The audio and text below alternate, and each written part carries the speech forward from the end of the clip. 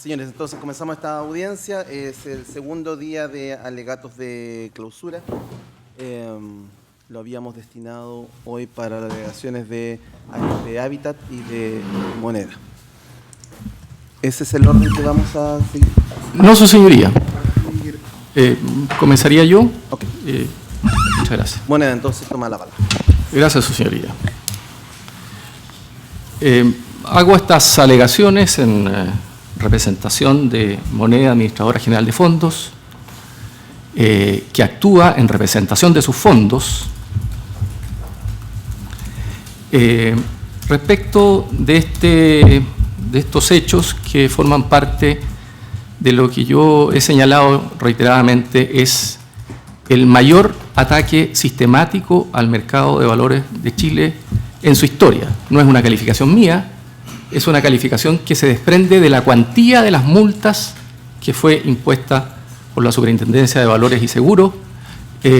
Otra cosa es que posteriormente, vía Tribunal Constitucional y en el contexto de estas originalidades que se producen en Chile en este tipo de delitos, se haya estimado que las multas eran excesivas, desproporcionadas. Estos delitos provocaron una desconfianza generalizada en el mercado de valores. Como dijo muy bien la fiscal Tania Sánchez, que se produzca o no se produzca la desconfianza no es un elemento del tipo penal. Estos no son delitos de resultados, son delitos de peligro abstracto. Pero, claro, el legislador también lo dijo, la fiscal Sánchez, cuando decide tipificar delitos como de mera actividad y de peligro abstracto, es porque normalmente traen asociados efectos muy dañinos que el legislador no quiere esperar a que se produzcan, y entonces se adelanta la barrera de punibilidad.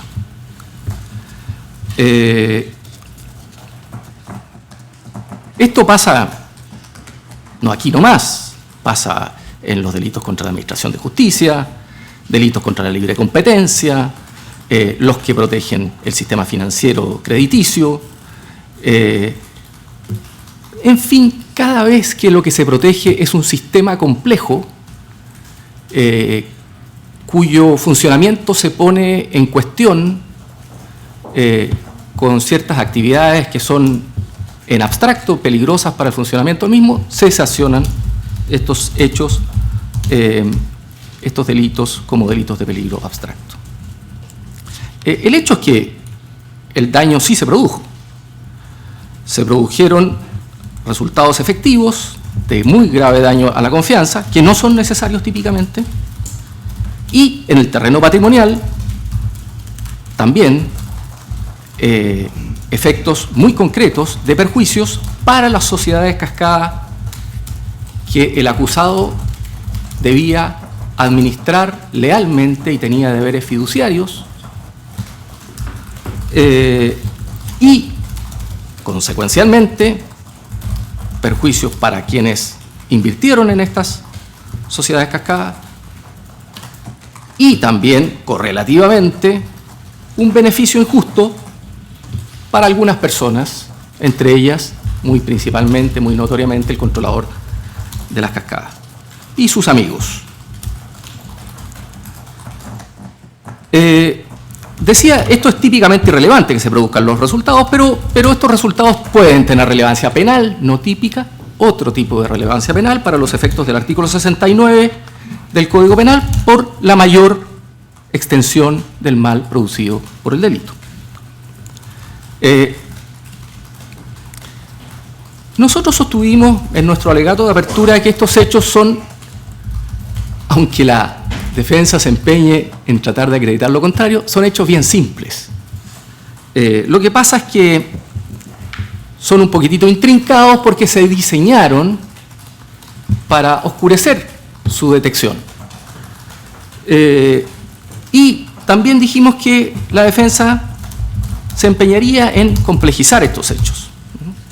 Por ejemplo, ya en su alegato de apertura, la defensa respecto de la revalorización de las acciones, dijo, esto lo tengo entrecomillado, esto es muy técnico, su señoría, muy difícil, pero los expertos lo van a explicar.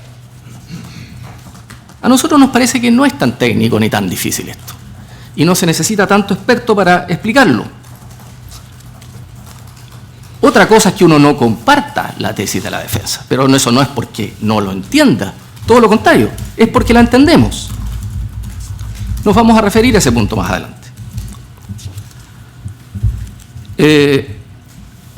De hecho, adelanto que la defensa señaló contradictoriamente con esta tesis de la revalorización, también en su alegato de apertura, que no es cierto que el valor de una compañía se mida exclusivamente por lo que figura en los registros contables. Tiene toda la razón, porque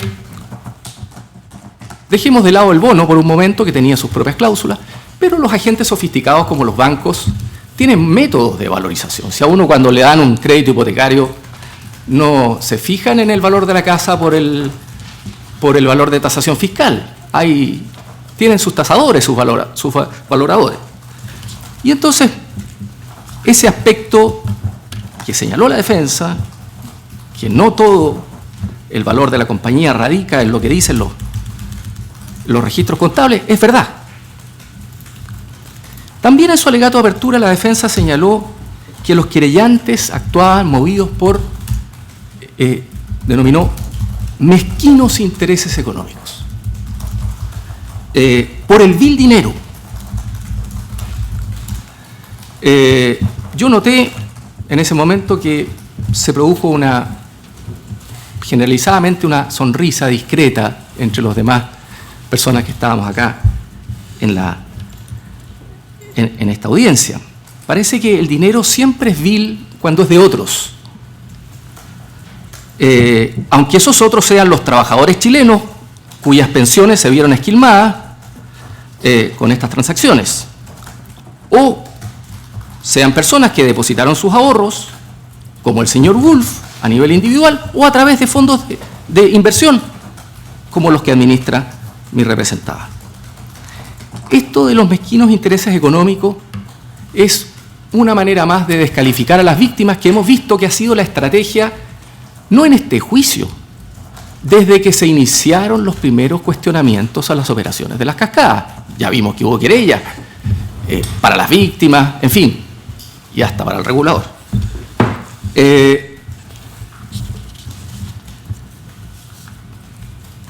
Se llegó aquí a poner en duda la legitimidad de la víctima, señor Wolf, que lo único que hizo fue creer ingenuamente que si Soquimich era un buen negocio, invertir en las cascadas sería también un buen negocio.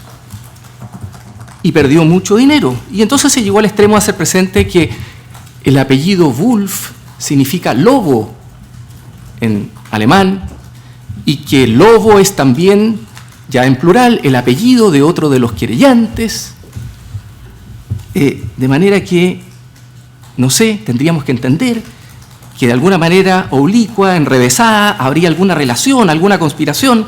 Por supuesto no se ofreció ninguna prueba de esto, pero sí se le investigaron hasta los compañeros de curso del colegio al señor Wolf. Yo, más allá de lo injusto que resulta este tipo de denostación de una víctima que ni siquiera se quiere a mí me parece de una audacia y de un nivel de riesgo que no me puedo explicar, porque estas insinuaciones temerarias lo llevan a uno a preguntarse, bueno, si las víctimas actúan movidas por mezquinos intereses, ¿cuáles serán los intereses angélicos que movieron al acusado? ¿Por altruismo realizó esto? De eso obviamente la defensa no se hizo cargo. Y también en su alegato de apertura, la defensa recurrió a una metáfora que, en honor a la temporada estival que se adelantó, parece, voy a denominar de playera la metáfora, Y esta metáfora playera nos anticipaba rítmicamente y con un cierto dramatismo teatral lo que ocurriría cuando se retiraran las aguas.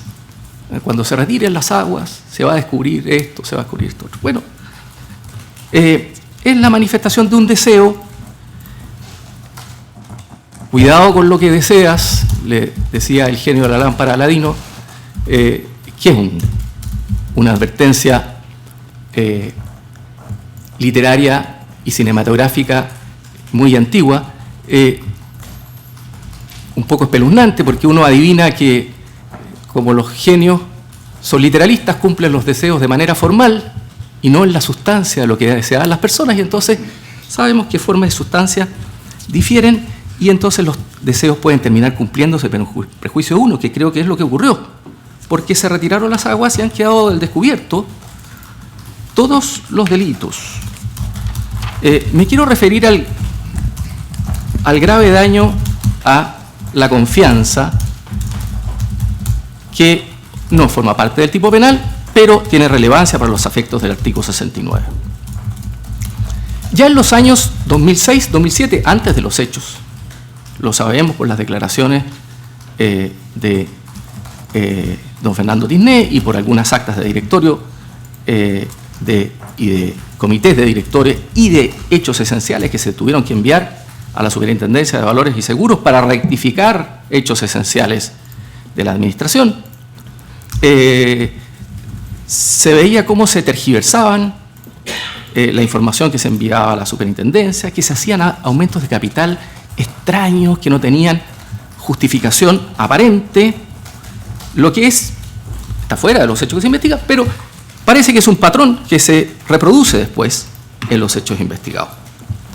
Y estas dudas se incrementaron, sobre todo al interior de Norte Grande, el año 2010, cuando el 27 de mayo de 2010, los directores Ferreiro y Arteaga le llaman la atención unas transacciones en que Norte Grande compra $71 millones en acciones Calichera A, que no era su activo natural. Y entonces hacen algunas preguntas que parece que no las satisfacen las respuestas, y entonces dicen, establezcamos, dice Ferreiro, y lo apoyan los demás directores, una política de inversión. Se compromete el gerente general a tenerla en la sesión siguiente, pero no la tiene en la sesión siguiente. La sesión siguiente no solo no llega con la política de inversión, sino que comunica nuevas transacciones sobre las mismas acciones que habían generado curiosidad. Y bueno, y esto se sigue sucediendo y pasan 6 meses en sesiones de directorio en que el director Ferreiro pregunta, bueno, ¿y qué pasa con la política? Entonces, nada, no se oye, y finalmente se presenta esta política de inversión que es aprobada. ¿Por qué un gerente general se da el lujo de pasarse 6 meses sin cumplir lo que dice el director? Bueno, porque contaba aparentemente con la confianza del que mandaba, pues, del controlador. Y en diciembre del 2012 está el señor Carlos Wolf. O sea, aquí ya tenemos estos efectos en la confianza. Y el señor Carlos Wolf, que es un inversionista que no es institucional, pero que es el primero que prende las alarmas ante la Superintendencia de Valores,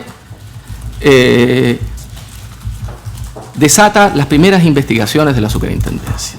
Después tenemos, en febrero del 2012, don Raimundo Valenzuela, con este estudio de análisis que efectúa, que sabemos lo que pasó, que se lo entregó a Pablo Guerrero, que se lo entregó a Pablo Echeverría, que Pablo Guerrero lo compartió con el señor Mota, y que le contestaron que no pasaba nada. Que no. Pero el señor Pablo Echeverría sí lo tomó, pidió a su departamento de análisis que lo estudiaran, y las conclusiones fueron bien preocupantes. Y también a FP Habitat estaban preocupados, lo dijo don José Miguel Valdés, ya a fines del año 2011. En marzo del 2012 renuncia el señor Ferreiro, no sabemos por qué, y en abril del 2012 viene la suspensión de las juntas ordinarias, las más importantes del año, y en que se suspende además la oferta pública de cotización de acciones.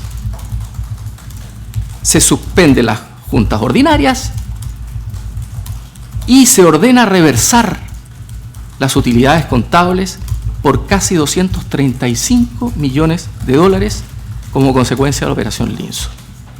Rehacer los estados financieros de Pampa Calichera, rehacer los estados financieros consolidados de Oro Blanco, y esto causa un impacto en el mercado, es decir, que no podía ser mayor.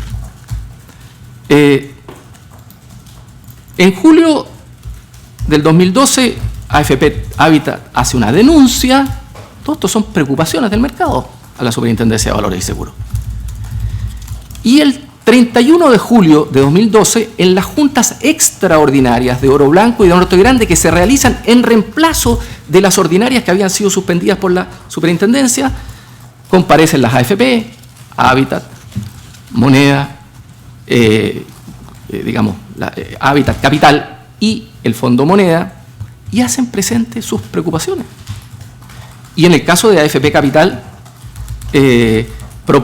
hace ver que el aumento de holding de las cascadas se había disparado por la desconfianza y propone medidas para disminuir la desconfianza. Todo esto habla, por supuesto, de una desconfianza generalizada del mercado. Pero claro, la reacción de los cuestionados no fue la de decir, ¿saben qué? Vamos a corregir esto, vamos a hacer lo necesario para producir confianza, sino que pasaron a la ofensiva, demandaron a Moneda, presentaron querellas contra los representantes de Moneda y después llegaron al extremo de presentar querellas contra el regulador, contra el superintendente, contra el jefe del área de cumplimiento de mercado, contra el intendente de valores, y 2 querellas criminales que afectan a estas personas. Bueno, obviamente que no se podían amilanar los que tienen deberes fiduciarios, y entonces se juntaron el 10% para exigir en una carta a la administración que se envía el 26 de abril de 2013 que se cite a Junta en uso del derecho del artículo 58, número 3 de la Ley de Sociedades Anónimas, y ahí se encuentran con un muro.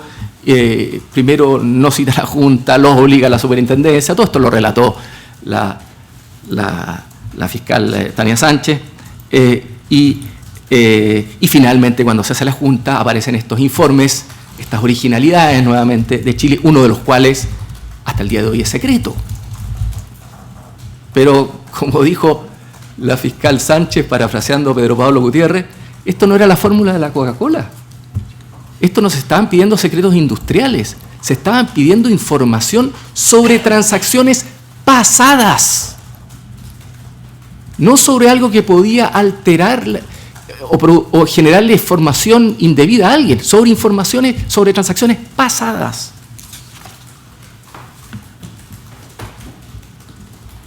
Y después viene la formulación de cargos de la Superintendencia, septiembre de 2013, y ahí uno entiende retrospectivamente por qué tanta reticencia, que era lo que sospechaba el mercado, porque el mercado se preguntaba, bueno, si está todo tan bien hecho, ¿por qué no entregan la información?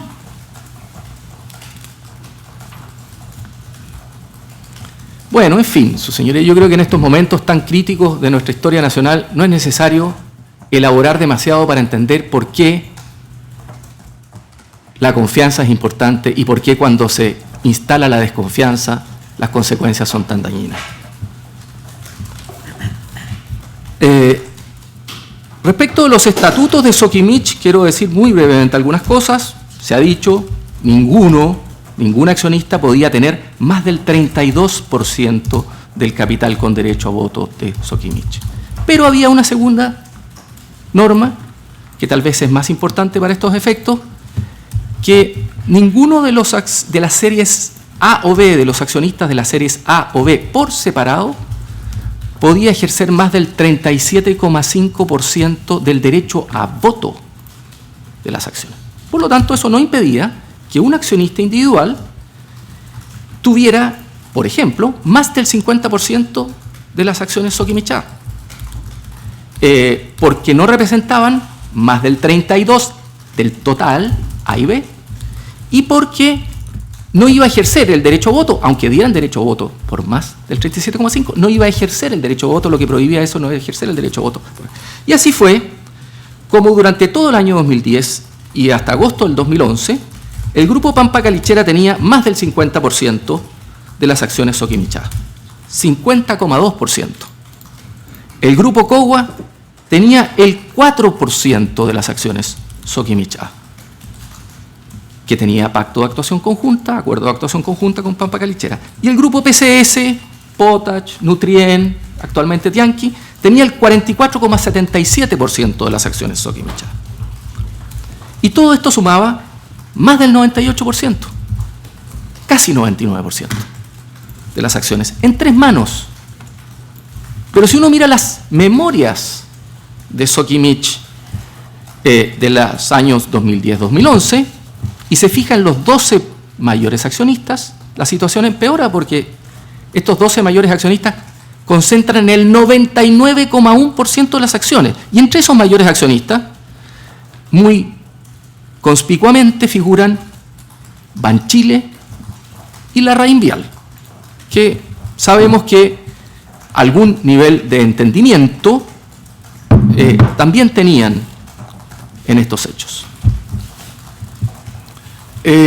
Por lo tanto, conclusión, era una acción que no podía ser más ilíquida. Y cuando una acción es tan ilíquida, lo han dicho los testigos que han declarado, es infinitamente manipulable. Y similar iliquidez también se presentaba respecto de la acción Calichera A. Y entonces no es casualidad que los delitos más graves de este juicio se hayan producido justamente respecto de los activos Soquimich A y Calichera A, las acciones más ilíquidas de la cascada.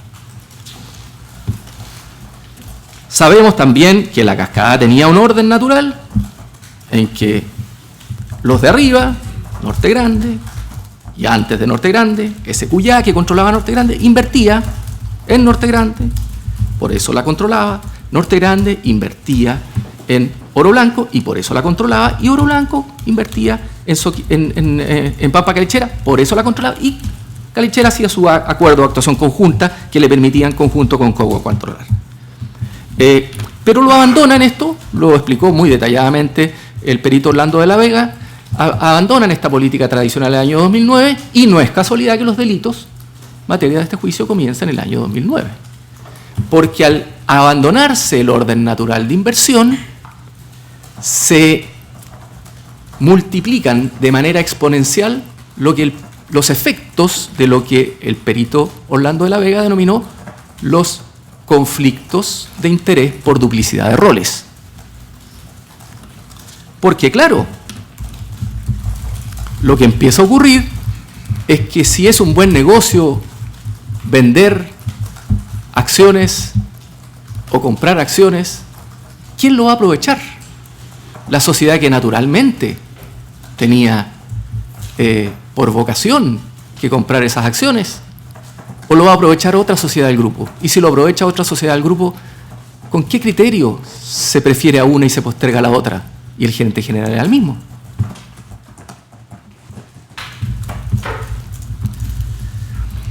Estas son, su señoría, todas estas transacciones intracascada, todas son transacciones con partes relacionadas que, según el artículo 147 de la Ley de Sociedades Anónimas, deben cumplir entre varios requisitos el que tengan por objeto contribuir al interés social.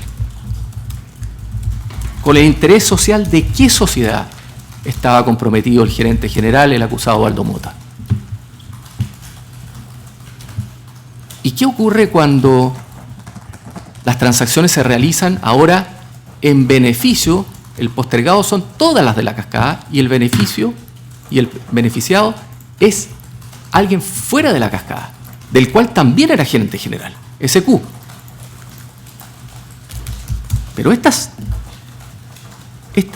sociedades, todos tienen accionistas distintos, tendrán un accionista mayoritario, pero tienen otros accionistas en la sociedad anónima. ¿Qué ocurre? Entonces, ¿por qué unos se ven perjudicados y otros se ven beneficiados?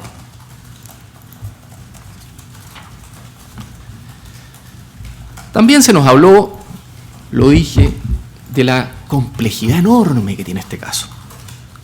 Solo lo iban a poder entender especialistas, simples jueces y abogados. No porque si incluso uno de los testigos le había costado tanto y sabía tanto, tenía tanta preparación, ¿cómo lo iban a entender esto otras personas? Y nos trajeron entonces los especialistas, pues unos peritos de la defensa. Uno de ellos, un señor Borja Larraín, que era un director de Larraín Vial, vinculado familiarmente también al controlador de Larraín Vial, que pese a que había recibido un encargo de hacer este estudio, y pese a que tenía acceso a toda la información de las transacciones, decidió, nos dijo acá, hacer un informe pericial puramente conceptual. Y fue así como nos entretuvimos, digamos, con su estudio sobre remates de pintura impresionista, de vinos de colección, de la colusión de 29 generadoras eléctricas en 1950. Nada muy fungible. Y no pudo responder ninguna pregunta concreta. Y siempre la respuesta fue, es que yo no conozco las operaciones, yo hice un informe genérico, pero un informe genérico sobre algo que no tiene nada que ver con lo que se discute.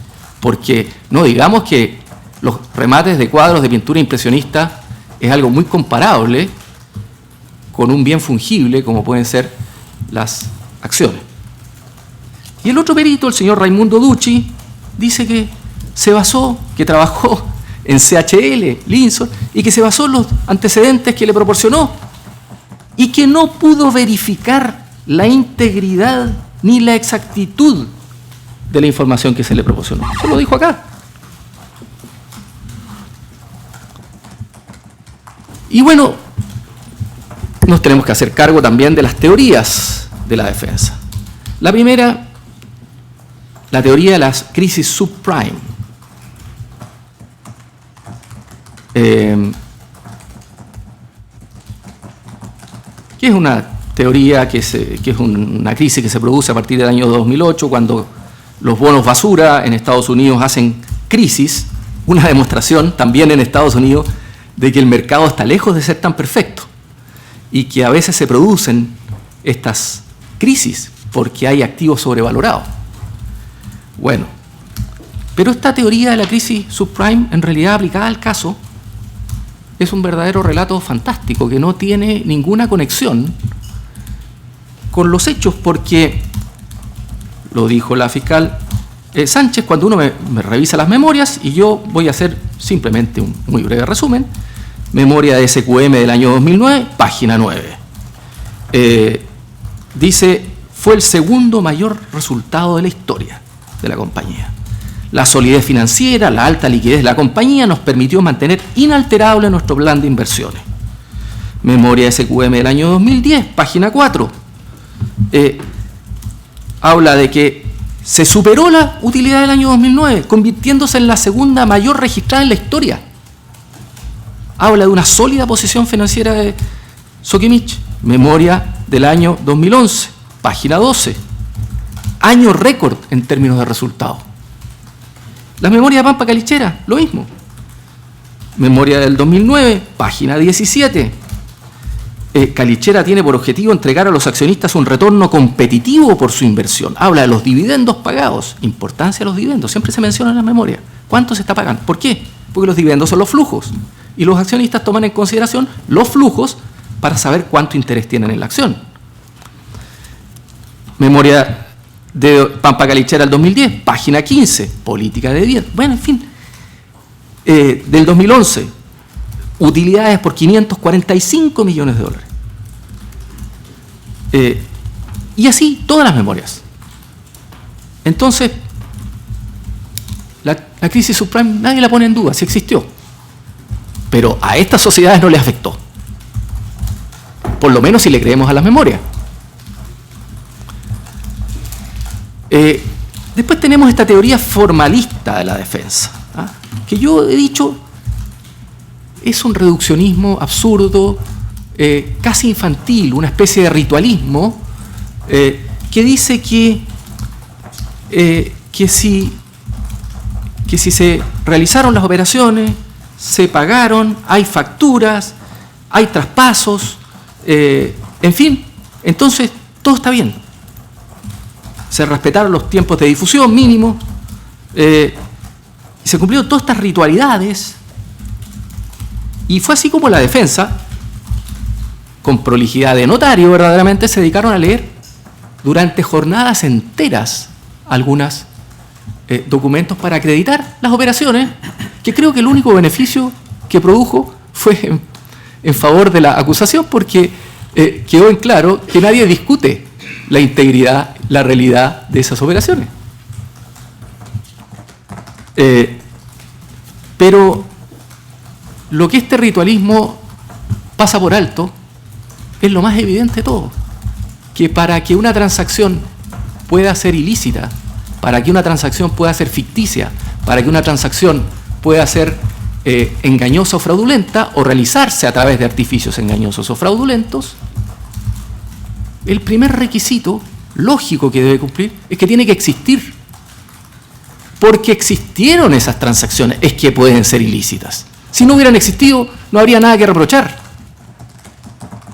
Y lo otro que pasa por alto es que, como dijeron acá las personas de las bolsas, el software de operación de las bolsas es, como ellos dijeron, la expresión informática de la ley de mercado de valores, de los reglamentos y de los manuales de las bolsas.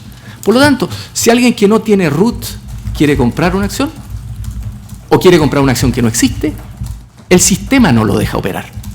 Entonces, para que pueda realizarse la transacción, tiene que cumplir las formalidades, si no el sistema, el software no los deja operar. Pero aquí lo que nos están diciendo, que si todo se reduce a pura forma, todos los delitos de la ley de mercado de valores serían delitos imposibles, porque tienen que hacerse a través del software de la bolsa. Bueno, obviamente la ley de mercado de valores no contiene solamente requisitos formales, también contiene requisitos sustanciales. Los delitos de la ley de mercado de valores se refieren a eso.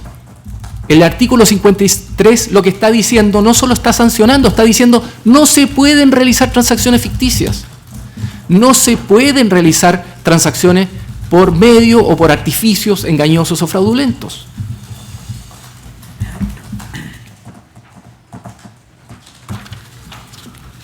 La teoría de la ausencia de perjuicio.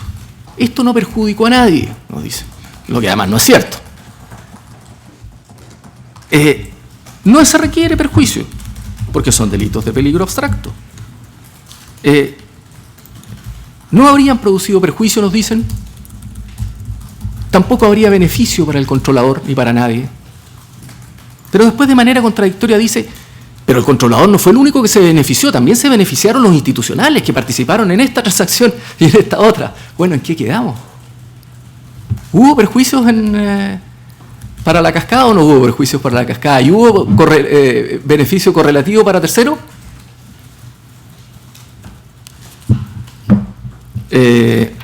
Pero, como digo, no se exige esos perjuicios, que vamos a ver que sí se produjeron. La teoría de la NIC 27, un enredo distractivo, como dijo el fiscal Marcelo Carrasco. ¿Por qué? Porque la NIC 27R se denomina sobre estados financieros consolidados. Esa NIC lo que regula son los estados financieros consolidados. ¿Y quiénes consolidaban estados financieros? Norte Grande y Oro Blanco. Pampa Calichera no consolidaba con Soquimich, porque no controlaba para los efectos contables, tenía un acuerdo de actuación conjunta. Entonces, la NIC 27 se aplica a Norte Grande y a Oro Blanco, y se aplica a ciertas transacciones de Norte Grande sobre ciertas transacciones de acciones Oro Blanco, y a Oro Blanco sobre ciertas transacciones de acciones Pampa Calichera. Nunca a Pampa Calichera sobre transacciones relativas a Sokimich. Y esto lo aclaró yo creo que de manera definitiva, don Juan Francisco Martínez, que dijo que esto solo se refería a Norte Grande y Oro Blanco, ¿cierto? Y esto está además, está en la sesión extraordinaria de accionistas sesión extraordinaria de directorio de Oro Blanco de 19 de enero de 2011, punto 6, y en la sesión extraordinaria de directorio de Norte Grande de 20 de enero de 2011, punto 5. Ahí dicen que la discusión que tenían es que estas transacciones de Norte Grande y de Oro Blanco solamente, que producían algunas consecuencias que Ernst & Young pensaba eran absurdas, también estaba de acuerdo. La discrepancia que tenían es que la administración de las cascadas pensaba que podían aplicar la NIC 1 que les permitía exceptuarse directamente, y Ernst & Young decía, no, esta es una norma muy excepcional, mejor pidamos la autorización a la super. Y le pide la autorización a la Superintendencia de Valores, los acompaña Ernst & Young, los ayuda en la solicitud de esa autorización, y la Superintendencia les concede la autorización, y se las concede de manera, y lo dice, excepcional, está en estas actas de directorio que yo he citado, les concede la autorización de manera excepcional y para solo respecto de esas transacciones durante un determinado periodo. La discusión sobre si procedía o no registrar utilidades en Pampa Calichera por las transacciones del caso 4, pre-Linsor, esa es completamente distinta, y ahí Ernst & Young desde el principio le dijo, esto no procede, aquí no se pueden realizar utilidades sacándose la plata de un bolsillo y metiéndose en el otro, básicamente. Pero esta consulta a la superintendencia que hicieron por la NIC 27, yo creo que tiene mucha importancia como pieza de convicción, porque sabía que cuando tenían dudas, había un camino, se podía consultar a la superintendencia. ¿Pero qué hacen en el caso 4? No consultan a la superintendencia, hacen la operación directamente. Y después vamos a ver lo que ocurre cuando la auditora les repara este intento, no las transacciones, pero sí los efectos que pretendían en estas transacciones. Después viene esta teoría de los ADR, del inflow, del flow back. Les encantan estas palabras en inglés que parece que hacen que las cosas se vean más sofisticadas, pero es muy sencillo. Se toman varias acciones de Sokimich B, esas acciones para poder transarlas en Estados Unidos, se deja constancia en un certificado que representa esas acciones y lo que se transa es ese certificado que se llama ADR. Eso es básicamente. Y entonces ese proceso en el que se toma el certificado ADR se llama de inflow porque las acciones fluyen hacia el certificado, y cuando yo quiero recuperar las acciones, deshago el certificado y recupero las acciones, y ese proceso se llama de flow back. Bueno, acá celebraron unos procesos de flow back sobre unas acciones. El Banco de New York, nos explicó el testigo Sebastián García, y con esas acciones vinieron acá a hacer estas transacciones en que le venden a Pampa Calichera casos 1, 2, 3, y Pampa Calichera se las revende las mismas, o un poquito más, un poquito menos, en algunos casos fueron exactamente las mismas. Pero no hay ningún reproche al origen remoto de las acciones, que si venían de ADR, que si no venían de ADR, que si hubo flowback. No es eso lo que le están reprochando son las transacciones ficticias, que tenían apariencia de operaciones independientes en circunstancias de que no eran operaciones independientes. Me voy a referir a eso un poquito más adelante. Y la teoría de la conspiración, por supuesto. Una teoría de la conspiración en que aquí hay unas personas que, motivadas por pura odiosidad, por pura malignidad, de alguna manera que no se describe bien, se coludieron, ¿cierto?, con superintendentes, con funcionarios de la superintendencia que hacían los análisis también. Todo esto por los mezquinos intereses económicos, me imagino, ¿cierto?, por ahí se habló en un momento que esto es porque querían privar del control al controlador y asumir el control las AFP y moneda. Parece que ignoran que la ley les prohíbe a las AFP y a los fondos de inversión controlar sociedades. Tienen que tener por ley participaciones minoritarias por un tema de diversificación. Y esta conspiración ya tendría unos alcances tan cinematográficos que un superintendente de un signo formula cargos y el de otro signo, que además es un funcionario de carrera, sanciona. Y todo esto digitado por el entonces presidente de la República, Sebastián Piñera, actual presidente de la República, que, como dijo alguna vez el señor Ponce, si no hubiera el señor presidente elegido invertido en las cascadas alguna vez, no existiría caso Cascada. Yo sospecho que no vamos a tener mucho de eso, porque la vida te da sorpresas y han pasado algunas cosas en el último tiempo y probablemente no vamos a tener muchas acusaciones contra el presidente de la República.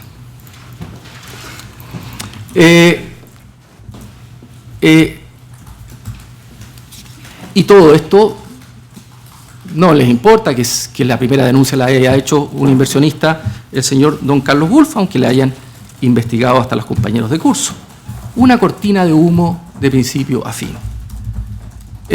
La única constancia que existe en este juicio de actuaciones indebidas, cuestionables, de presiones tal vez indebidas, es la que se deriva de la declaración del señor Patricio Phillips, que estuvo aquí y explicó cómo a pedido del señor Julio Ponce Lerú le hizo una visita nocturna en su casa al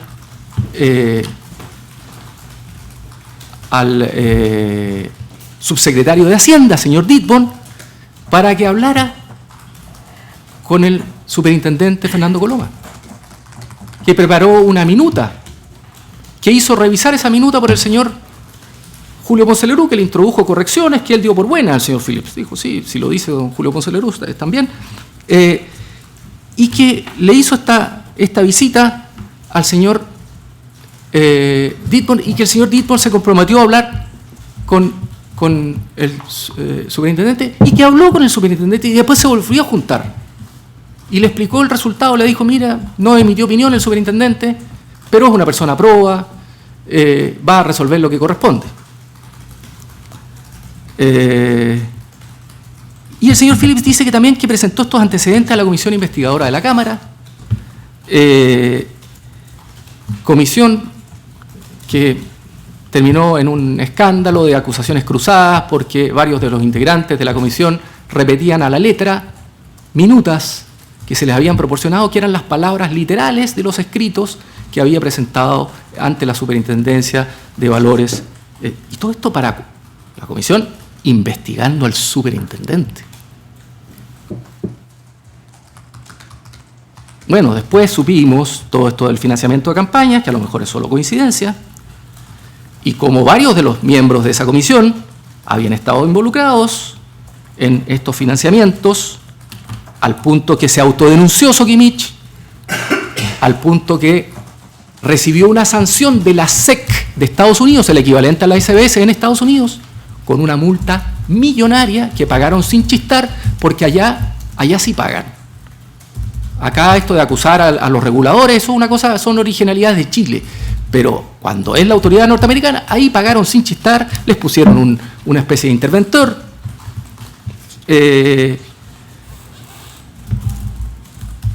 Y ahí no hubo alegaciones de multas desproporcionadas, ilegales, en fin.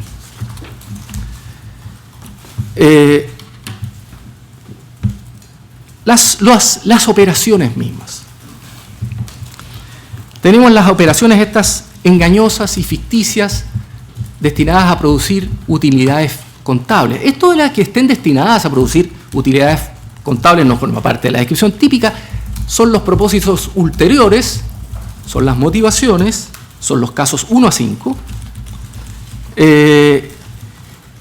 Pero puede tener relevancia probatoria esto, y de hecho lo tiene, porque son indicios muy poderosos del dolo con que se actuó. O sea, esto no fue una sucesión de negocios torpes, sino algo que estaba orientado a un fin muy específico.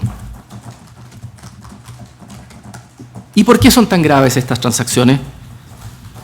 Algunas de los hechos, de las circunstancias que las hacen graves y que, como digo, no forman parte de la descripción típica, pero es bueno a veces comprobar que el legislador no estaba incurriendo en una desmesura cuando decidió sancionar estas cosas como delito de mera actividad.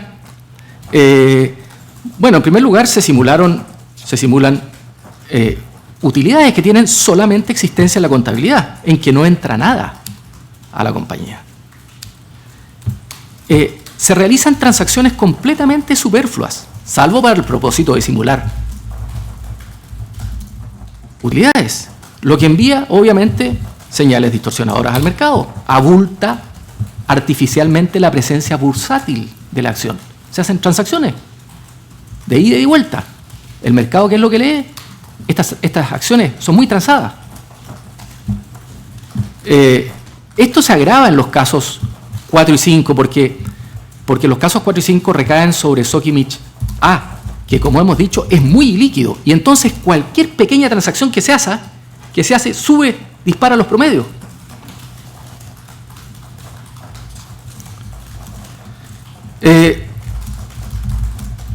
Respecto a los casos 1 y 3, fue necesario que la superintendencia, esto es gravísimo, su señoría, ordenara corregir los estados financieros y dejar sin efecto las utilidades que ya se habían registrado y que ya se habían pagado. O sea, estas sociedades en los casos 1, 2, 3 pagaron dividendos, y después de pagados los dividendos, la superintendencia les ordenó reversar las transacciones que supuestamente generaban en las utilidades que habían dado lugar a los dividendos.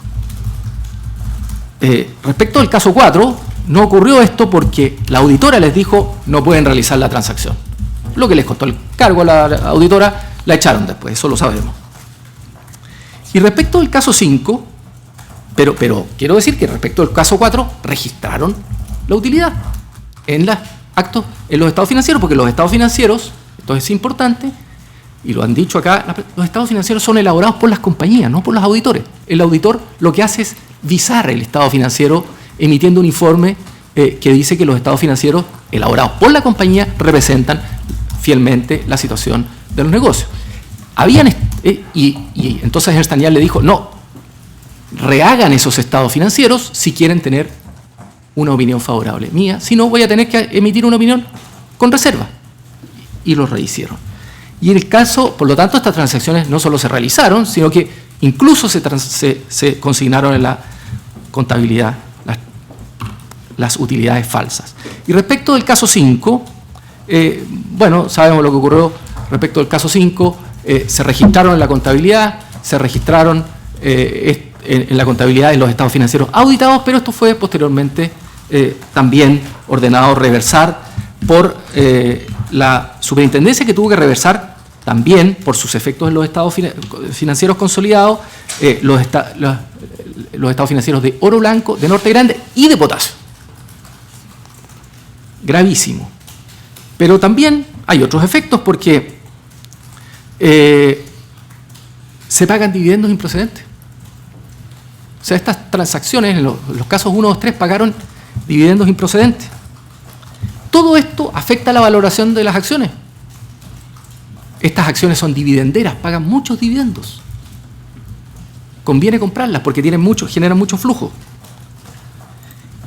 Y además generan presión financiera sobre las sociedades, porque como no les entró nada, en realidad Pampa Calichera no había ganado dinero, había perdido, porque siempre compró más caro de lo que revendió en el caso 1, 2, 3, y en el caso 4 y 5 vende más barato de lo que al final recompra ella o su hermana Potasio.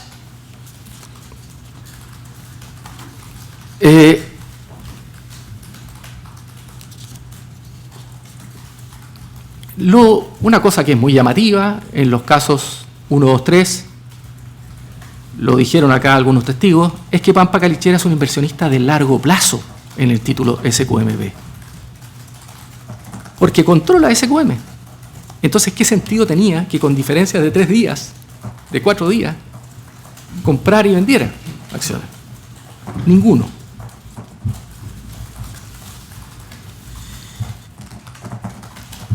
Y siempre perdiendo plata. O sea, siempre compra más caro y revende más barato. ¿Por qué hace eso? Porque en realidad no eran operaciones independientes. Era una sola, cada una de ellas, la compra y la venta, era una sola operación que no era de compra-venta, era una operación de otro tipo, era una venta con pacto de retroventa, una operación de tipo financiero, en que el diferencial entre la compra y la venta era la utilidad o interés que se ganaba el tercero que operó, Banchile, Citigroup, Inversiones del Parque, eso era. Y esto está relacionado también con lo de los ADR y el inflow y el flowback, porque como tomaron las acciones en préstamo en Estados Unidos, tenían que devolverlas dentro de plazo del préstamo. Y entonces, por eso, ¿por qué podían hacer eso? Porque sabían que una vez que ellos le vendieran a Pampa Calichera, a los pocos días Pampa Calichera se las iba a vender de vuelta, las iban a recuperar y iban a hacer el inflow y llevarlas a Estados Unidos. O sea, toda esta teoría que nos vino a explicar el señor Sebastián García en realidad es incriminatoria. Sabían de antemano que Pampa Calichera les iba a comprar. Eso es información privilegiada. Tanta información privilegiada tenían estos terceros que tuvieron el tiempo de deshacer una ADR en Estados Unidos, traerse las acciones acá porque sabía quién se las iba a comprar, vendérselas a Pampa Calichera, recomprarlas, llevárselas de vuelta a Estados Unidos. El resto del mercado no tuvo esos privilegios. Ellos tenían la información. Esa información se les proporcionó por el señor Mota.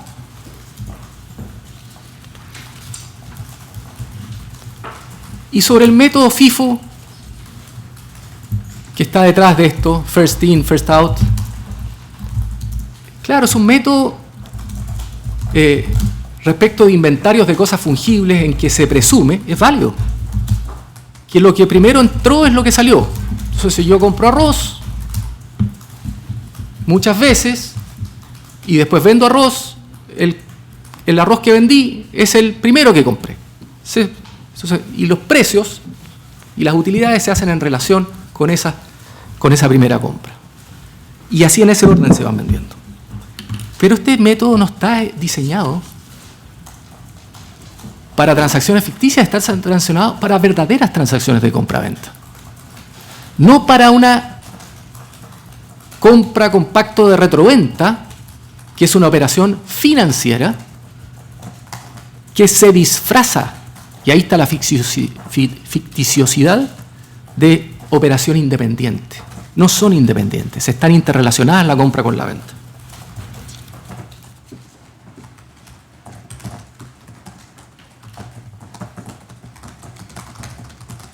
Si yo comprara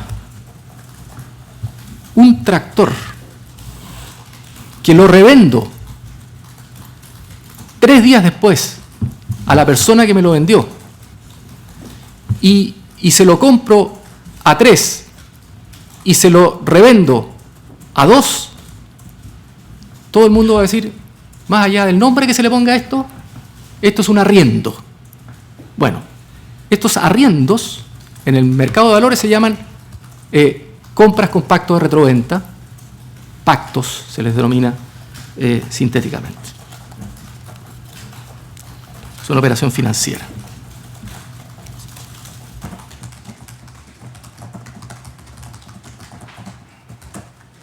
Tampoco eran transacciones de mercado, obviamente. Si se acordaron fuera de mercado por las partes, esta evidencia surge de la estructura misma de las transacciones y de lo que nos vino a decir acá el señor Sebastián García. Deshicieron unos ADR en Estados Unidos para poder vender estas acciones. que tenían que devolver dentro de plazo. Sabían. Estaba todo acordado. Se instrumentalizó, eso es lo que ocurrió. Se instrumentalizó la institución del mercado, la institucionalidad formal del mercado. Y los casos 4 y 5, los conocemos, son dos operaciones verdaderamente espejo, cuyo parentesco más radical no deriva solo de su estructura, sino que ambas se insertan dentro de un plan que está por escrito. Ese plan son los correos de 25 y 26 de diciembre del año 2010, en que Ponce Lerú le dice al señor Mota, después de desearle feliz Navidad, ¿cierto?, que su idea es dividir Pampa Calichera, todavía no le tiene nombre a Potasios, porque esto es el 2010. Habla de la Calichera 1, que es Pampa Calichera, y la Calichera 2.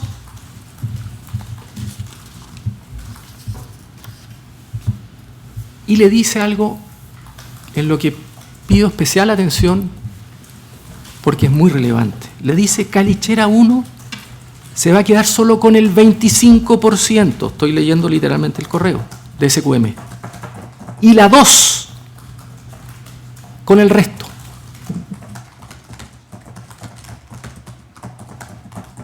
Esto se hace 25 y 26 de diciembre. Ya se habían realizado las transacciones de la primera parte del caso 4, que eran 23 y 24. Y entonces, ¿quién le responde Aldo Mota al controlador? El día 26, domingo: suspendo la compraventa de mañana. O sea, esta transacción que se hizo el 14 y 17 de enero, la segunda patita del caso 4, estaba prevista para realizarse el día 27. Pero con estas nuevas cosas que se le ocurren al controlador, que se despertó pensando, dice él, entonces postergan la transacción para el día 14 y 17. Pero lo más interesante, yo dije,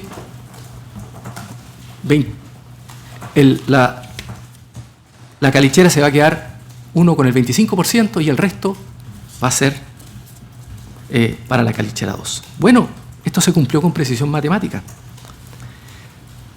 Consta en la sesión ordinaria de directorio de Pampa Calichera de 16 de marzo de 2011, que es justo anterior a la operación Linsor, que la participación consolidada de Pampa Calichera más Global Mining en Soquimich, Grupo Pampa, era de, pido retener este número, 31,97%.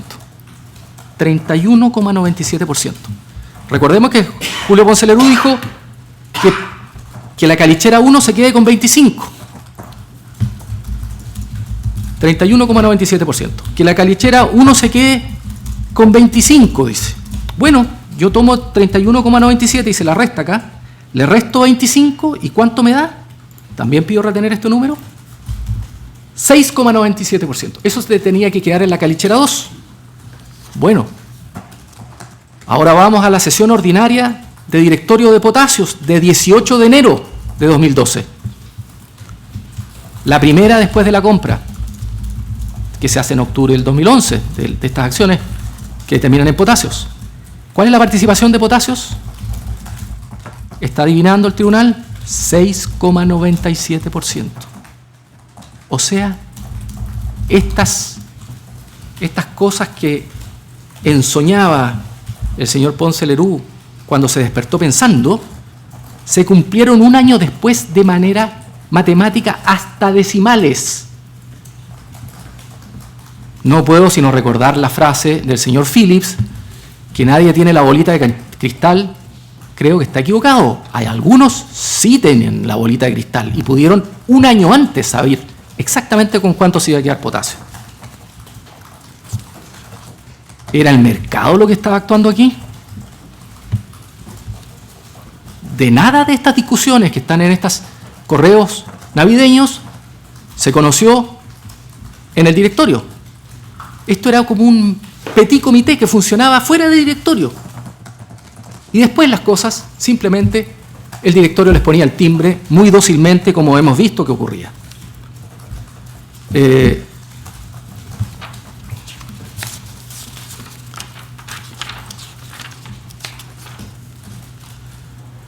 Respecto del caso 4, algunas consideraciones específicas, evidentemente estas condiciones de liquidación traslapada, yo no voy a insistir en eso porque está muy claro, pero sí quiero insistir en un punto, que esto de lo que uno puede desprender, que nunca quisieron desprenderse, repito la expresión, de las acciones, esto está confesado por el señor Mota en el acta de directorio Pampa Calichera de 19 de enero de 2011. Porque dice que estas operaciones, cuando las informa, se realizaron en el mercado abierto, las informa engañosamente porque sabemos que no se realizaron en el mercado abierto, y dice, obedeció al objetivo de Pampa Calichera de mantener la posición controladora de SQM. O sea, estas transacciones se realizaron para mantener. El lenguaje es muy importante. El que mantiene es el que tiene. Si las hubiera perdido, había dicho para recuperar, pero no. Dice para mantener. Nunca se desprendió de las acciones, siempre quiso mantenerlas.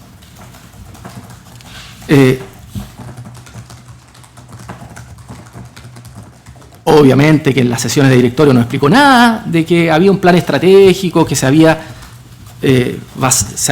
elaborado ya en diciembre del año 2010, a lo mejor antes, pero en diciembre está por escrito, digamos.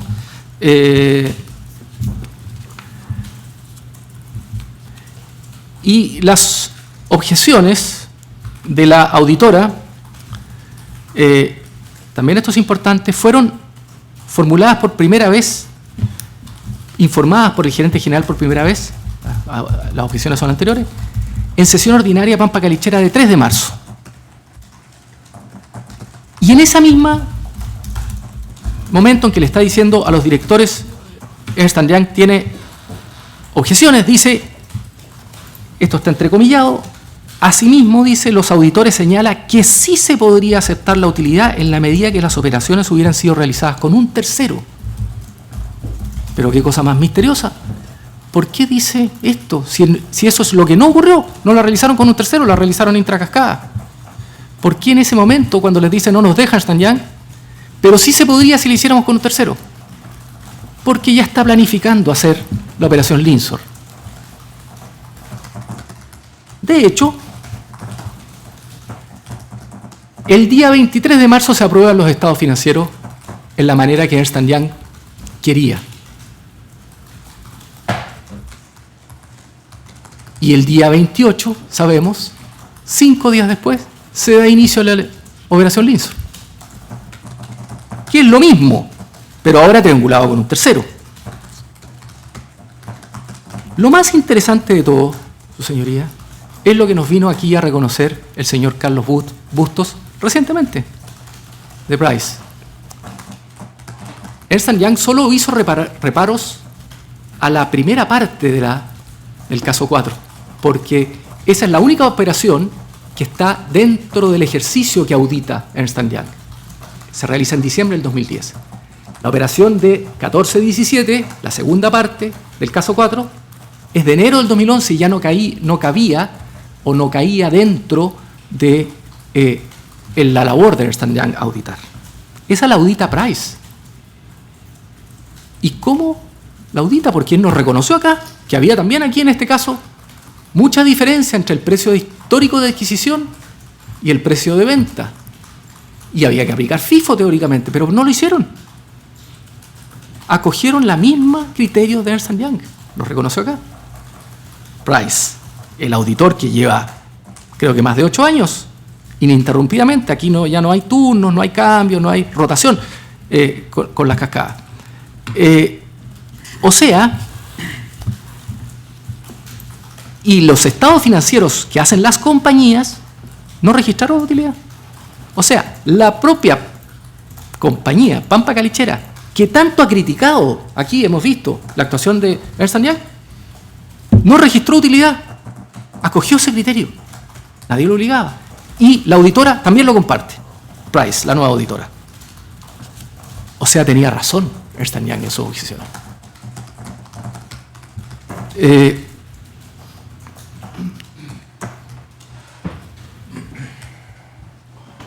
¿Y qué es lo que nos dijo el señor Carlos Busto? Que recordaba perfectamente esta operación, que la había auditado. Él, obviamente, fue un poquito reticente porque está comprensiblemente muy molesto porque la superintendencia también multó a Price por operaciones en que él intervino. Y entonces trata de defender esto y eso es comprensible. Pero, después de reconocer esto, se le hicieron algunas preguntas en el contrainterrogatorio. ¿Cuál era el principio contable en virtud del cual no se habían reconocido utilidad? Y dijo, hizo expresa alusión al principio de sustancia sobre forma. Y dijo que si entre dos operaciones simétricas, esto no es literal, su señoría, corresponde a mis apuntes, pero el tribunal tiene los audios ahí, si entre dos operaciones simétricas de ida y vuelta, las partes eran las mismas y eran relacionadas, y mediaba poco tiempo, un día hábil, entre una operación y la otra, no podía reconocerse utilidad. Bueno, entonces yo me pregunto, en el caso 5, ¿y si no mediaba un día hábil, sino 3 minutos entre una operación y la otra? Ahí sí podía reconocer su utilidad. Hay que decir en favor de Price que ellos no saben todas las modalidades y no conocen la película completa. ¿Por qué lo sancionaron? Bueno, eran auditores también de Oro Blanco, que aparece comprando el mismo día, y entonces tal vez la superintendencia entendió que algo debieron haber visto ahí que no estaba bien. Pero, en fin, eso no es un tema que importe acá.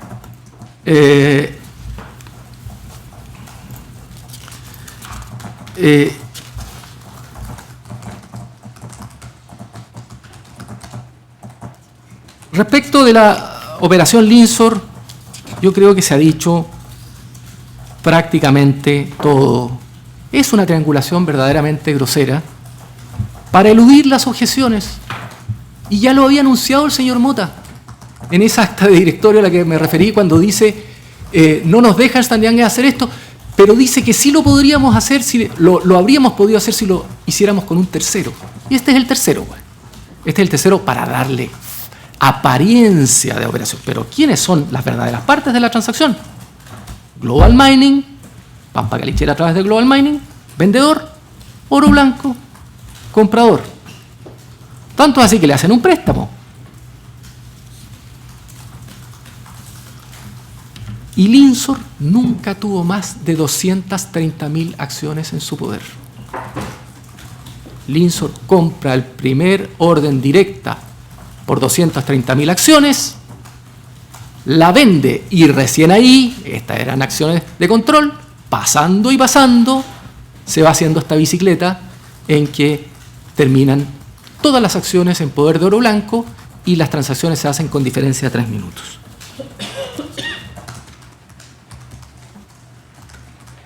Por eso se enojó el señor Tim Purcell, o Timothy Purcell. Dijo que esto violaba varias políticas, la diversificación. Este era un fondo cuyo capital, dijo, no excedía los 100 millones de dólares y estaba realizando una operación de casi 300 millones de dólares. Y todo esto lo hace a una velocidad impresionante. ¿Cómo lo pudo hacer? Es que solo necesitaba recursos para comprar 230.000 acciones. Porque la siguiente compra se hacía con el producto de la venta que le hacía Oro Blanco.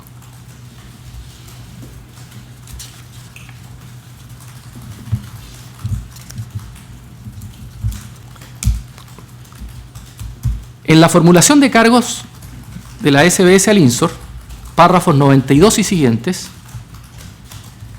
dice que entre los años 2008 a 2012, son 5 años, esta es la única oportunidad que Linsor invirtió en Soquimich A.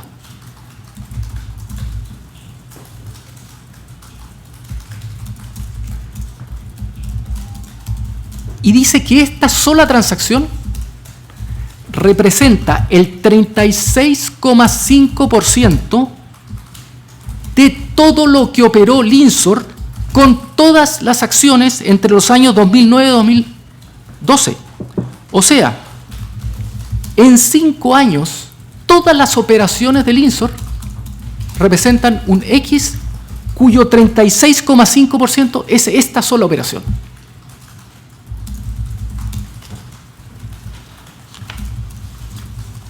Y después viene la segunda parte de la operación de INSOR,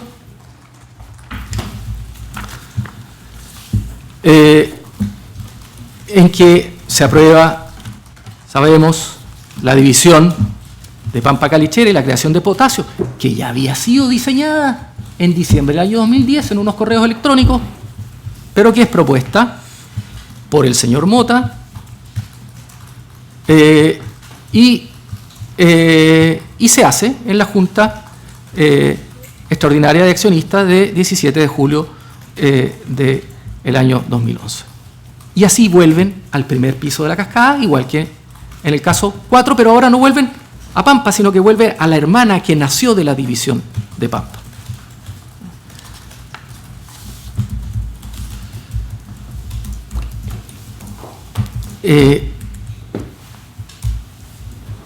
Y tenemos después el caso 6. No sé cómo estoy en el tiempo, su señoría. ¿Ah? Ya, llevo una hora 10. Recién tiene una hora. Ya, gracias, su señor. Después tenemos el caso 6, que sabemos que es este caso en que hay una gigantesca extracción de recursos de la cascada que van a parar a la sociedad SQ. Ese es como el resumen. Entre enero y marzo del año 2011, Oro Blanco vendió un total de 170 millones de acciones Calichera A las sociedades SQ y Norte Grande. Y después, para terminar el resumen, en noviembre, la totalidad de las acciones acumuladas por SQ y la totalidad de las acciones acumuladas por Norte Grande son vendidas a otra cascada, esta misma que acaba de crearse y de la división de Pampa Calichera, que es Potasio. Por ese solo concepto de diferencial de precio entre las ventas iniciales y la compra final, el señor Ponce Lerú, digamos SQ, se gana 80 millones de dólares con esta sola operación. Pero como estas acciones estaban por pagar dividendos, además le pagan dividendos antes de que las revenda, son 9 millones de dólares más en dividendos y se gana 89 millones de dólares en esa sola operación. El primer evento es una venta pequeña de 7 millones y medio de acciones Pampa Calichera que se realiza el 5 de enero en un remate que se inscribe el 4 a 760 pesos. Este es un precio notoriamente por debajo del que correspondía a la acción. ¿Por qué lo sabemos? Porque ese es el mismo precio que al día siguiente, 6 de enero, Oro Blanco suscribió su derecho preferente sobre unas acciones Calichera A que habían sido compradas por Pampa Calichera por un derecho a retiro que habían ejercido los accionistas de Oro Blanco. ¿Qué es lo que había pasado? Pampa Calichera había estado comprando acciones afanosamente. Llegó al 97%. Oro Blanco. Y entonces, como ocurre esto, se genera, pasado el 95%, un derecho a retiro. Y ese derecho a retiro se ejercen. Y los accionistas, algunos de esos, ejercen su derecho a retiro, venden las acciones, esas acciones son compradas por Pampa Calichera, esas acciones Pampa Calichera son compradas por Pampa Calichera y se ofrecen en opción preferente. La opción preferente para suscribirla la ejerce Oro Blanco al día siguiente, en 760 pesos también, pero es un derecho de opción preferente. Y los derechos de opción preferente a los accionistas tienen descuentos que van, lo hemos visto, del 7 al 10% más o menos. Por lo tanto, esto nos muestra que ese precio al que se puso en venta la acción para terceros era un precio que tenía un descuento en ese momento que ya era considerable.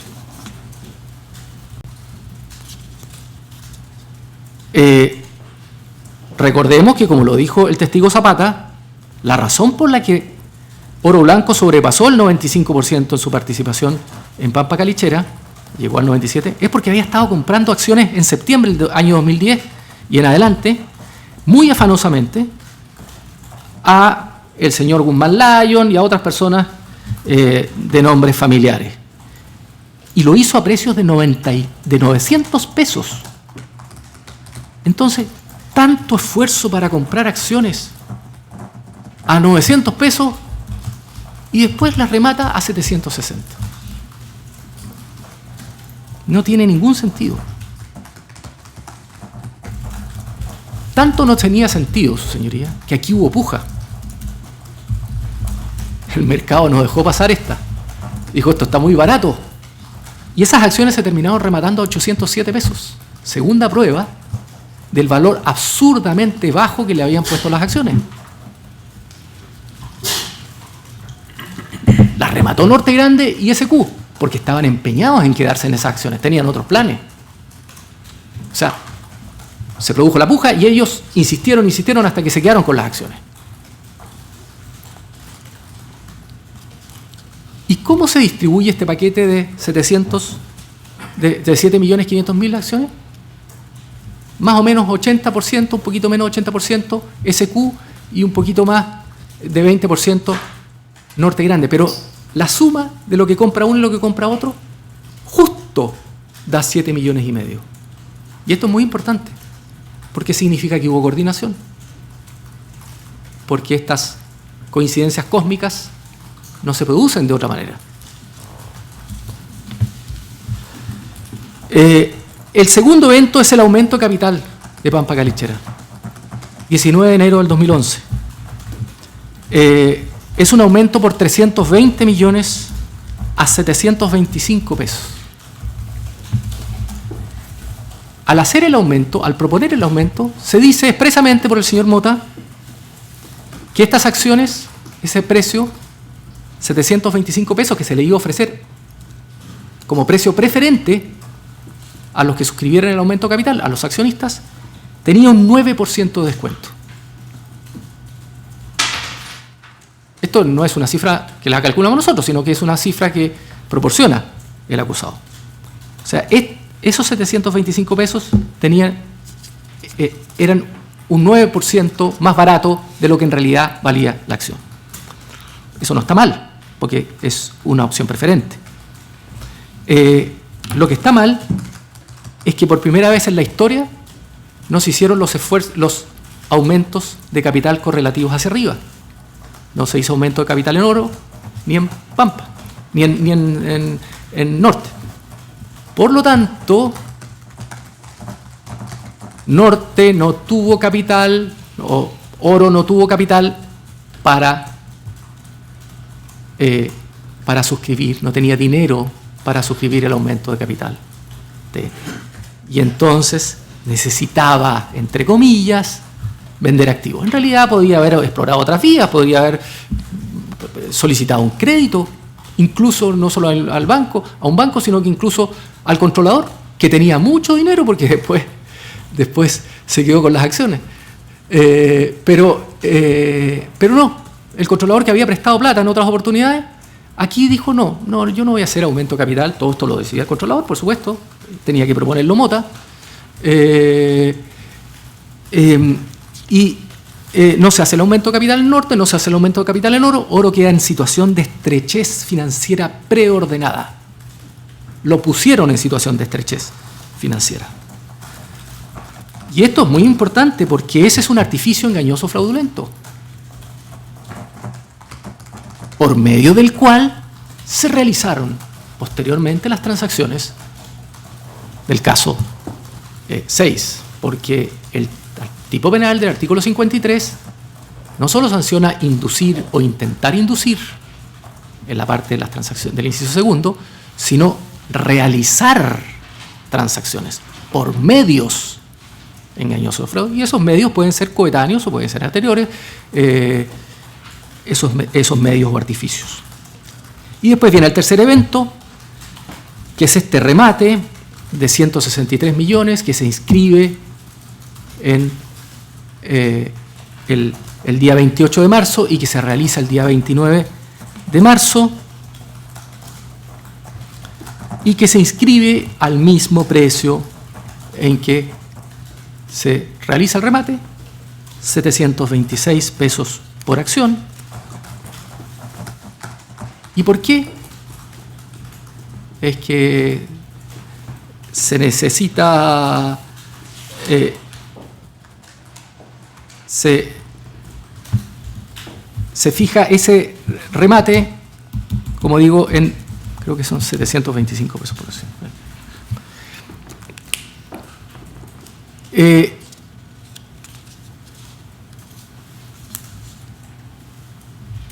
Y el remate se efectúa al mismo precio de inscripción. Y hay que decir acá que este remate se inscribe con menos de 24 horas de anticipación en un solo lote, lo que, considerando la extrema iliquidez del título, que estaba más de un 97% en poder de la cascada, hace que no sea sorprendente que no se haya producido puja acá y que todo el remate se lo hayan adjudicado nuevamente SQ y Norte Grande.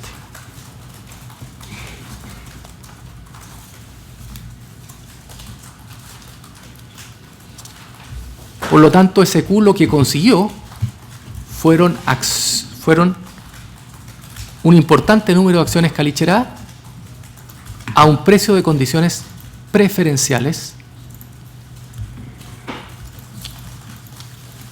un peso superior al de el aumento de capital, que había sido 725 pesos. Remate. Ese peso de diferencia, se explicó acá, no alcanza ni siquiera a cubrir, porque los costos de transacción son enormes.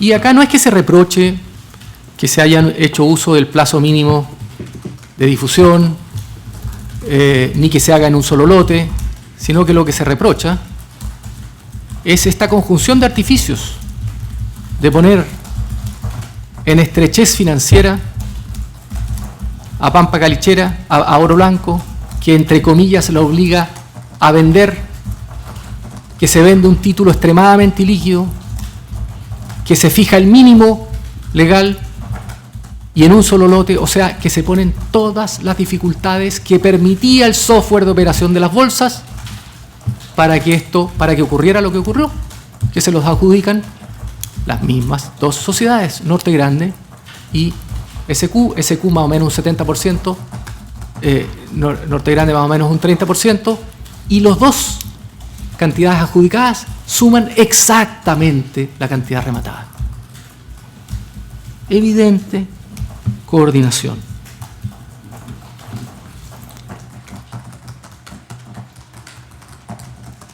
Después viene la creación de potasio, lo sabemos, y vienen estas actuaciones frenéticas para dotar de financiamiento a Potasios. El acta de 19 de octubre de 2011, o supuestamente de 19 de octubre de 2011, en que se aprueban contraer créditos o endeudamiento por 450 millones, que se recordará la activa participación que tuvo, porque hubo un borrador de acta que suponemos recogía lo que se había discutido, que hablaba de 300, después Aldo Mota lo cambia a 350, a 400 y a 450 millones. Todo esto, una persona que se supone que no tenía ninguna relación con Potasio, pero que intervenía muy activamente en una decisión tan importante. Y después viene la reventa de las acciones, el 3 de noviembre, que se inscribe y que se realiza el 4 por Norte Grande, y el 4 que se inscribe y se realiza el 7 por SQ 1.050 Norte Grande, 1.065 pesos SQ.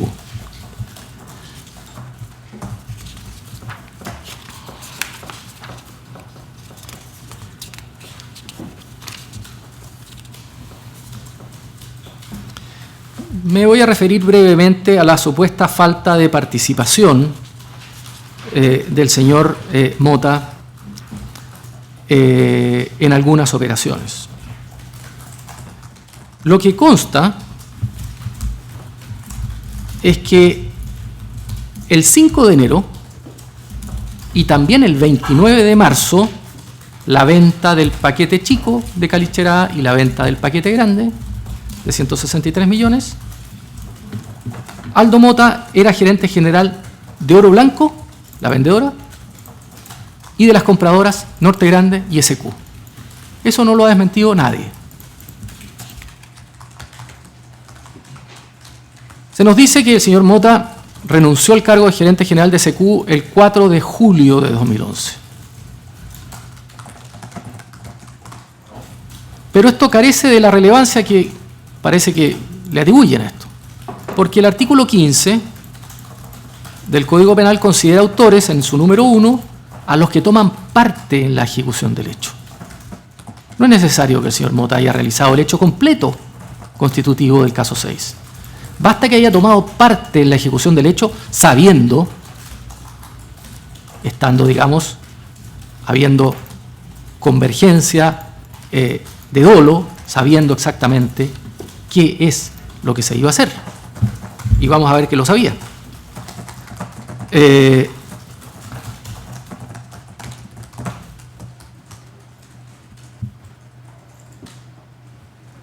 Su participación en el plan maestro es protagónica porque él es el que decide poner en situación de estrechez económica o financiera preordenada a Oro Blanco para obligarlo a vender. Y lo hace con un aumento de capital que por primera vez en la historia no había sido correlativo hacia arriba, que lo propone. Después se nos dice que en noviembre de 2011, cuando Norte Grande y SQ vendieron sus acciones, Aldo Mota Camps solo era gerente de Norte Grande. Bueno, nuevamente es suficiente con que fuera gerente de Norte Grande porque es una de las ventas y tomó parte en la ejecución del hecho.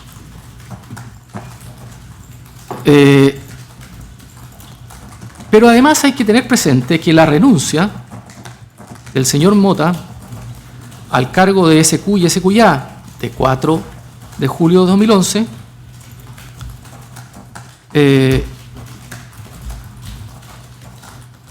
en una sesión que se celebra para esto, especialmente,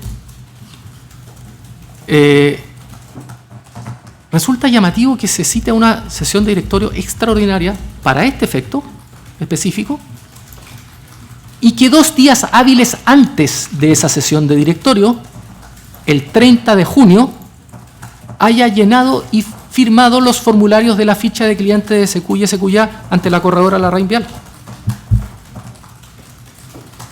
Para mí, esto significa una sola cosa. El señor Mota dejaba de ser gerente general, pero seguía siendo apoderado ante la bolsa, ante la corredora.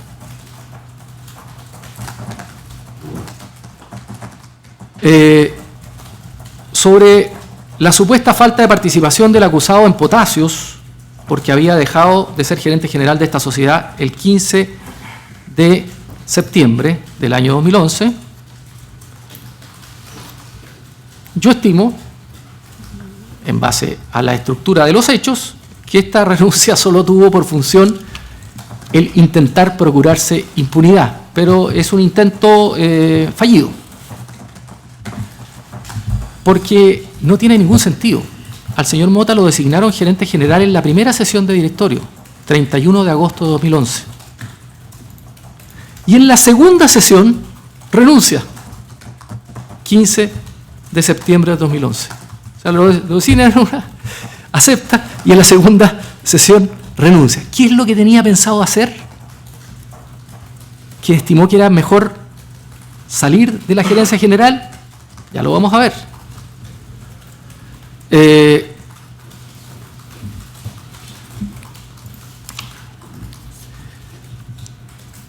Potasios estaba en ese momento en pañales, no estaba ni siquiera inscrita en el registro de la Superintendencia de Valores. Se inscribió recién en diciembre del año 2011.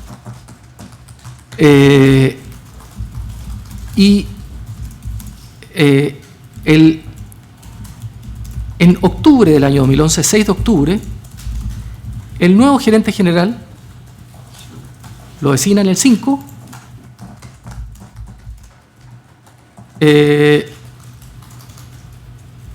No estoy seguro si lo designan en 5, lo voy a dejar eso en suspenso. El día 6 de octubre,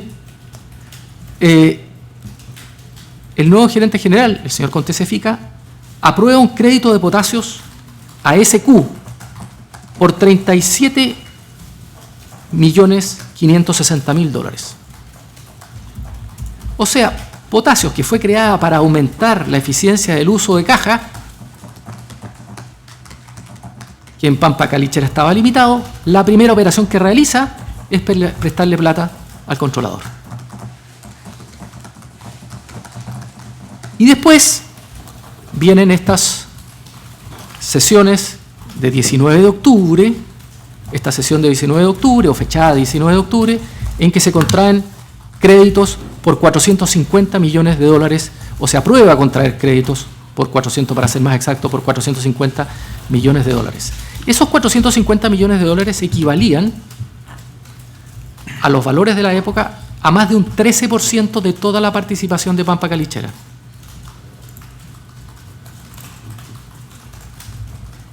Y estos créditos se aprueban, lo dice la sesión, para comprar acciones Calichera en el mercado, por supuesto. Pero esto les permitía comprar el 13% de la participación de Calichera. Y ocurre que un 98%, 97 y tanto por ciento, para no exagerar, 97 y tanto por ciento, estaba en poder de la estructura controladora. O sea, sabía que le tenían que comprar o a SQ o a Norte Grande o a Oro Blanco.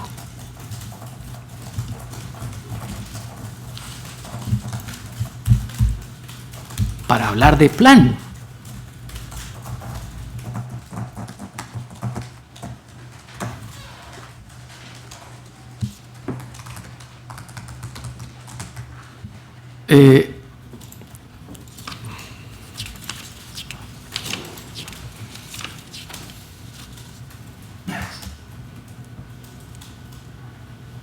Respecto de la participación del acusado, no solo tenemos estos correos electrónicos con los borradores de actas juntos en que los va corrigiendo y subiéndole el precio, sino que hay una cosa muy importante, que es ese correo del señor Patricio Contesefica, el nuevo gerente general, que emite un verdadero informe en derecho sobre lo que son las transacciones ficticias, porque le dice: tengan cuidado, esto son transacciones ficticias, ¿no?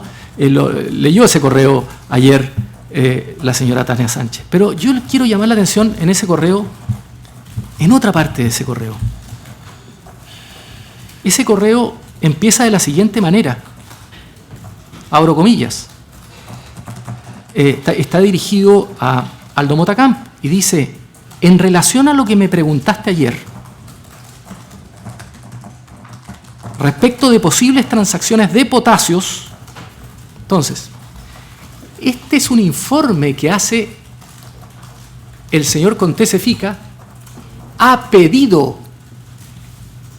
del acusado Aldo Mota respecto de transacciones de Potasio. Señor Aldo Mota se supone que no tiene nada que ver con Potasio, pero pide informes y se los mandan.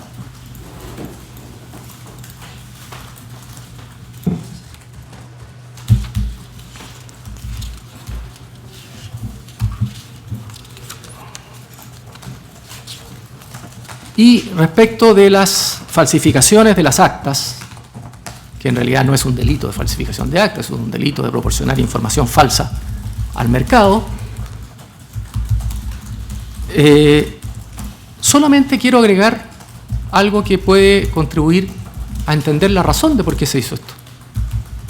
Está en los descargos del señor Julio Ponce Lerú ante la Superintendencia de Valores y en los descargos del señor Aldo Mota ante la Superintendencia de Valores.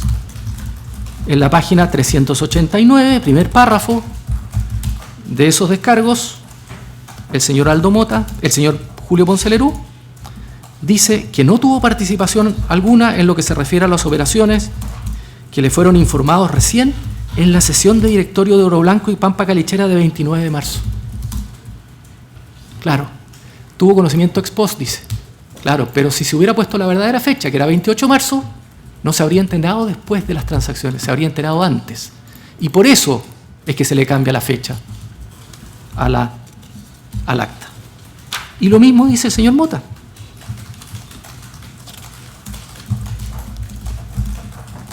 En la página 118,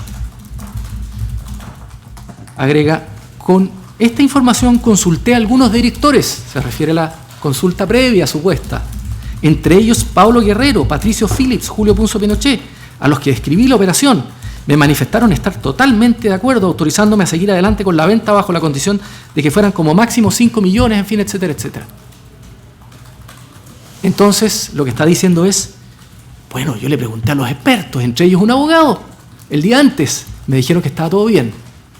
Por eso era necesario que el acta no tuviera la fecha 28, sino que tuviera fecha 29, porque si hubiera tenido la fecha 28, que era la verdadera, estas defensas no se habrían podido esgrimir.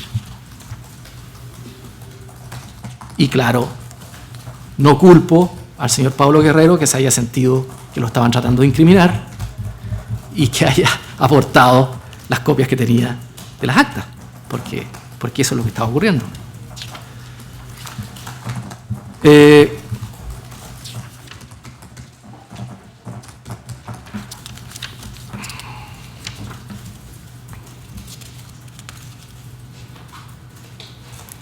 Respecto de la ficticiosidad de las transacciones,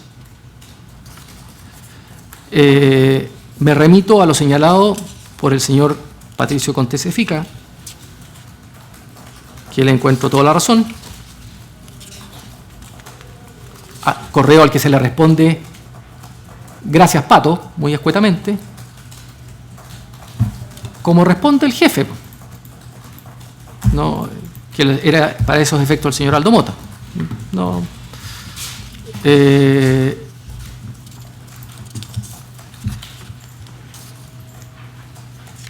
y no me voy a referir, su señoría, mayormente al derecho, que entiendo va a ser muy detalladamente abarcado por don Miguel Soto. Es todo cuanto tengo que decir. Solicito que se condene al acusado en los términos que he solicitado en mi acusación particular. Muy bien, muchas gracias.